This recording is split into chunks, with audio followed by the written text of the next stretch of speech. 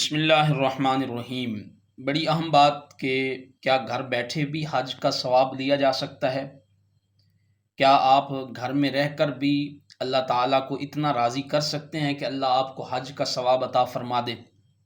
نام حضرت عبداللہ بن مبارک ہے رضی اللہ تعالیٰ عنہ، بہت بڑا نام ہے اسلامی تاریخ میں۔ فرض حج کرنے کے بعد ایک دفعہ نفلی حج پہ جا رہے تھے، چونکہ زندگی میں ایک دفعہ ہی انسان پہ حج فرض ہوتا ہے جب وہ صاحب استطاعت ہو جائے۔ اس کے بعد اگر اللہ نے اسے اتنا عطا فرمایا ہے کہ وہ صاحب استطاعت ہے تو وہ جو حج کرے گا وہ نفلی حج ہوگا۔ آپ کوفہ کے بازار میں پہنچے تو جو قافلہ تھا وہ سارے کا سارا قافلہ کوفہ کے بازار میں رکا خرید و فروخت کے لیے۔ کوفہ کا بہت بڑا بازار ہے، تو خرید و فروخت کرتے ہوئے سارے دوستوں نے خرید و فروخت کی، آپ نے بھی کی۔ تو کچھ دوست احباب جو آپ کے قافلے میں ہم سفر تھے وہ تھک گئے۔ تھکنے کے بعد وہ اپنے اپنے سرائے جو ہوٹل اس ٹائم ہوتے تھے ان میں چلے گئے، اور آپ کہتے ہیں حضرت عبداللہ بن مبارک کہ میں چہل قدمی کے لیے شہر سے باہر ایک جھیل کی طرف جو مشہور تھی وہاں کی طرف نکل گیا۔ رات کا اندھیرا ہو رہا تھا، مغرب کے بعد کی بات ہے۔ تو جب میں اس جھیل کے کنارے اپنے آپ کو تسکین دینے کے لیے، اپنے آپ کو ریلیکس کرنے کے لیے وہاں گیا تو میں نے بڑا عجیب منظر دیکھا۔ میں نے دیکھا کہ ایک برقع پوش خاتون ہے، مردہ جانور کا گوشت کاٹ رہی ہے۔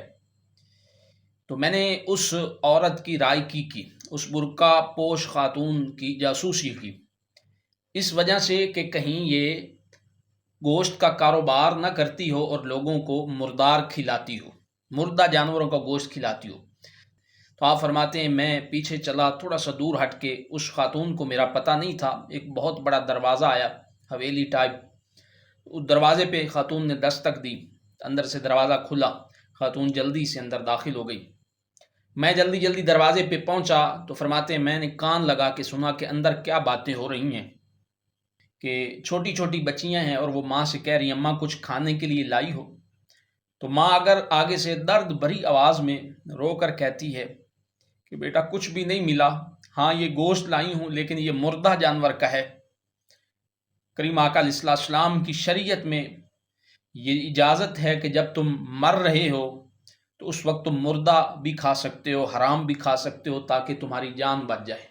تو لہٰذا آج ہی ہمارے لیے مردہ جانور جو ہے یہ حرام نہیں ہے، حلال ہے اس کا گوشت، تو ہم یہ کھا کر اپنی جان بچائیں گے۔ تو آگے سے بچیاں وہ ماں کے سینے سے لگ کے روتی ہیں، ماں آگے سے کہتی ہے نہ رو، ہمارے نانا جان نے امجد کریم آقا علیہ السلام نے ہمیں صبر کا حکم دیا ہے، ہم اس نانا جان کی نواسیاں ہیں کہ انہوں نے ہمیں ہر لمحہ صبر کا حکم دیا ہے۔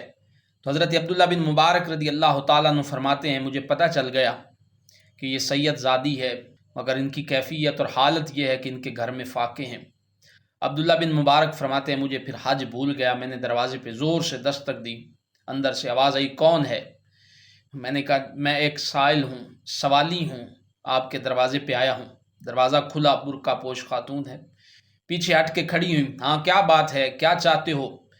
تو میں نے کہا نام میرا عبداللہ بن مبارک ہے، میں نے آپ کی بات سن لی ہے، آپ کریم آقا علیہ السلام کا خون ہے، کس منہ سے ہم حضور کی بارگاہ میں میدان معاشر میں جائیں گے؟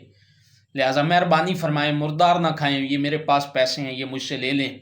میں حج پہ جا رہا تھا، نفلی حج تھا، لیکن میرا حج کس کام کا اگر حضور کی نسل آقا علیہ السلام کی شہزادیاں بھوکھی ہوں اور وہ مردار کھا رہی ہوں تو میرے نفلی حج کا کیا فائدہ؟ فرماتے ہیں 900 دینار میرے پاس تھے، 1000 لے کے چلا تھا، 100 دینار رستے میں خرچ ہو گیا، 900 دینار میں نے ان کی بارگاہ میں پیش کر دیے، ان کی مہربانی ہے انہوں نے قبول کر لیے، مجھے دعائیں دی، میں وہاں سے واپس چل پڑا۔ عبداللہ بن مبارک فرماتے ہیں جب میں واپس نکلا تو میرے دوستوں نے مجھے کہا کہ اب تو حج کرنے کیوں نہیں جا رہا؟ میں نے کہا بس میں نے نہیں جانا، تو آگے سے کہتے ہیں تیرا کوئی سودا ہو گیا ہوگا، تجھے کوئی بزنس کاروبار یاد آ گیا ہوگا۔ لوگوں نے تانے دیے کہ راستے سے جو ہٹ رہے ہو لالچ آ گئی ہوگی ذہن میں، پیسے بچا رہے ہو، دینار بچا رہے ہو، تو تانے بھی سنے، واپس بھی آ گیا۔ اب گھر میں صبح و شام رہتا ہوں اور سوچتا ہوں کہ آج حاجی مینا میں ہوں گے، آج میدان عرفات میں ہوں گے، آج وہ طواف کعبہ کر رہے ہوں گے، آج وہ مزدلفہ ہوں گے، آج وہ رمی کر رہے ہوں گے، آج وہ کنکریاں مار رہے ہوں گے۔ میں سوچتا ہوں کہ آج وہ جانور ذبح کر رہے ہوں گے، آج شیطان کو کنکریاں مار رہے ہوں گے، اب صفا مروہ پہ ہوں گے۔ یہ ساری باتیں مجھے تڑپاتی ہیں۔ میں صبح و شام سوچتا ہوں، حرم پاک کو سوچتا ہوں، کریم آقا علیہ السلام کے گنبد خضرا کو سوچتا ہوں۔ حضرت عبداللہ بن مبارک رضی اللہ تعالیٰ عنہ فرماتے ہیں، یوں ہی میرے دن گزر گئے، حاجیوں کے قافلے واپس آنا شروع ہو گئے۔ میرے علاقے کے جو حاجی گئے ہوئے تھے وہ بھی واپس آئے، مجھے خبر ملی کہ قافلہ آ گیا ہے جس کے ساتھ تو جا رہا تھا۔ میں دوڑا دوڑا دروازے پہ گیا، پہلے حاجی کے دروازے پہ دستک دی، وہ باہر آیا، میں نے کہا مبارک ہو۔ اس نے کہا نہ مبارک نہ دے، تو دھوکے باز ہے، تو راستے میں ہٹ آیا تھا اور تو نے کہا تھا کہ میں واپس جا رہا ہوں، لیکن تو نے جھوٹ بولا ہے۔ ہم عرفات، میدان عرفات میں گئے ہیں تو وہاں بھی پھر رہا تھا، ہم مینا میں گئے ہیں تو وہاں بھی پھر رہا تھا، ہم مزدلفہ میں گئے ہیں تو وہاں بھی ہمیں ملا ہے، لیکن ہم تجھے بلاتے تھے تو آگے سے ہم سے بولتا بھی نہیں تھا۔ بڑا بھائی تو ہمارے علاقے کے رہنے والا ہے، وہاں تو ہمارے ساتھ جان پہچان بھی نہیں بنا رہا تھا، ہمیں کوئی پہچان بھی نہیں کروا رہا تھا، ہماری بات بھی نہیں سن رہا تھا۔ آپ بڑے حیران ہوئے کہ میں تو گیا نہیں، یہ کیسی بات مجھ سے کر رہے ہیں؟ تو حضرت عبداللہ بن مبارک رضی اللہ تعالیٰ عنہ فرماتے ہیں جناب میں نہیں گیا، آپ یہ کیا بات کریں؟ وہ کہتے ہیں چل بھائی چل، ایسی باتیں نہ کر، تو وہاں ہمیں ملا ہے، میں نے خود دیکھا ہے۔ آپ اس کے دروازے سے ہٹے، دوسرے کے دروازے پہ گئے، اب دوسرے سے جا کے جب ملے اور ملاقات کی اور مبارک دی، آگے سے اس نے بھی وہی کہا جو پہلے نے کہا کہ تو دھوکہ دیتا ہے ہمیں، تو نے جھوٹ بولا ہے، ہم میدان عرفات میں گئے تو وہاں بھی پھر رہا تھا، حالانکہ تو نے کہا تھا میں نے حج پہ نہیں جانا، مینا مزدلفہ میں بھی تو ہمیں ملا ہے۔ اسے یقین دلانے کی کوشش کی لیکن وہ بھی نہیں مانے، اور وہاں سے پھر آپ ایک محدث جن کا نام ربی بن اسلم ہے اس کے دروازے پہ گئے، تو ربی بن اسلم کے پاس جب گئے تو ربی بن اسلم نے کہا یار تو نے مجھے بڑی آزمائش میں ڈال دیا، کیا کرتے ہو؟ وہاں مجھے تم گنبد خضرا کے قریب ملے اور تم نے مجھے اپنی تھیلی پکڑائی جس میں تمہارے دینار تھے، وہ دینار والی تھیلی پکڑا کے تم کہاں چلے گئے تھے؟ میں تجھے بڑا ڈھونڈتا رہا، تو مجھے ملا ہی نہیں ہے، میں تیری امانت اٹھا اٹھا کے تھک گیا ہوں، لے اپنی امانت لے لے۔ عبداللہ بن مبارک ہکا بکا ہیں کہ یہ سارے مجھ سے کیا کہہ رہے ہیں، میں حج پہ گیا نہیں ہوں، کوئی کہتا ہے تو میدان عرفات میں پھر رہا تھا، کوئی کہتا ہے تو مزدلفہ میں پھر رہا تھا، کوئی کہتا ہے تو مینا میں پھر رہا تھا، کوئی کہتا ہے تو گنبد شریف کے گنبد خضرا کے پاس مجھے ملا ہے۔ اسی عالم میں واپس آئے اور اللہ کی بارگاہ میں روئے، دعا کی الہی ماجرا کیا ہے، کوئی میرے ساتھ یہ معاملہ کیا ہو رہا ہے، مہربانی فرما یہ راز کھول دے۔ نماز پڑھنے کے بعد روتے روتے سو گئے، مقدر جاگا، خواب میں کریم آقا علیہ السلام کی حضور کی زیارت نصیب ہوئی، تو حضور نے ارشاد فرمایا عبداللہ بن مبارک اور کتنے گواہ تمہیں دیں، اب مان بھی جاؤ اللہ نے تیرا حج قبول کر لیا ہے، گھر بیٹھے ہی اللہ نے تیرا حج قبول کر لیا ہے۔ عبداللہ بن مبارک فرمانے لگے یا رسول اللہ کرم نوازی، مہربانی فرما دی۔